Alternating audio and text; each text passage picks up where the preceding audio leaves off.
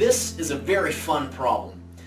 In it, we are given these two equations, this one right here, with the corresponding equilibrium constant value, and this one right here with its equilibrium constant value. I'm going to go ahead and number these equation 1 and equation 2. It then says, given this information up here, what is the overall equilibrium constant for this equation right here? So I'll write Kc equals what? That's what we're trying to find out. As it turns out for this problem and this type of problem, these are actually smaller reactions that you can manipulate algebraically and add together to give this overall reaction. Don't believe me? Stay tuned and I'll show you how. First of all, you'll notice that this top equation or reaction has HF on the left, H plus and F minus on the right. Does our final reaction have some of that? Well, it's got HF here on the left, and it's got F minus on the right. It doesn't have H plus on the right, but it's got F minus, so it has some elements of that.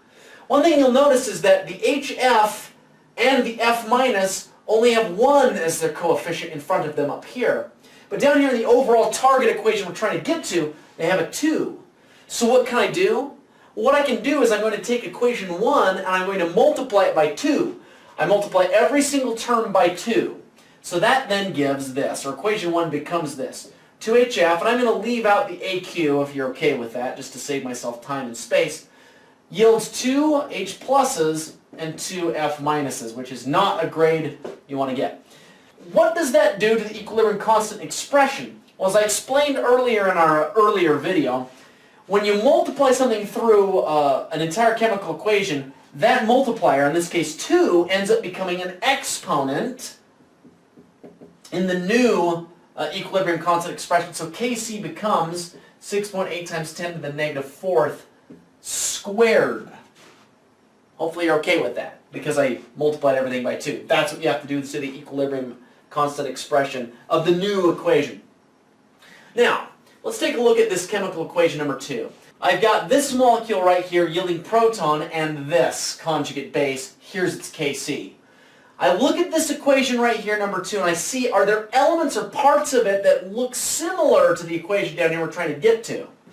Well, I've got this thing right here on the left side of the equation, and I see it down here in the overall target equation, but it's over here on the right.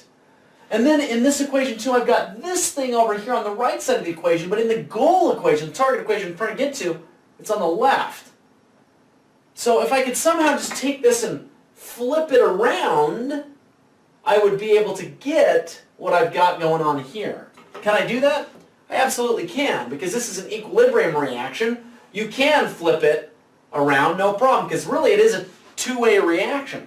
So I'm going to take everything that's on the right here, I'll put it down here on the left, which is 2H pluses plus C2O42 minus.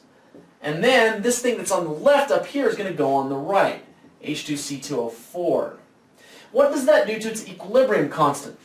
Well, if you reverse a reaction, which you absolutely can, the new equilibrium constant becomes the reciprocal. So it becomes 1 over 3.8 times 10 to the negative 6th. Hopefully you're okay with that. Now what I'm going to do is I'm going to add up these two equations, and if I've done everything correctly, they should add up to give me this overall target equation I'm trying to get to. You'll note that I've got 2H pluses on the right side of the equation over here, and 2H pluses on the left side of the equation down here. Those cancel each other out algebraically. I now end up with 2HFs plus C2O42 minus, yielding 2F minuses plus H2C2O4. Does that look like the overall target equation we're trying to get to? Yeah, I think it's looking pretty good. Yeah, every single term matches identically. Now, what does the new Kc end up becoming, though? Well, when I take two different chemical equations and add them up, I have to multiply their individual Kc's. So what I'm going to do is I'm going to take this Kc value, I'll go ahead and call it K1, and this Kc value, which I'll call K2. If I take K1 and multiply it by K2, that will equal my overall equilibrium constant for this equation, which I will call K3. I'll let you do that on your own.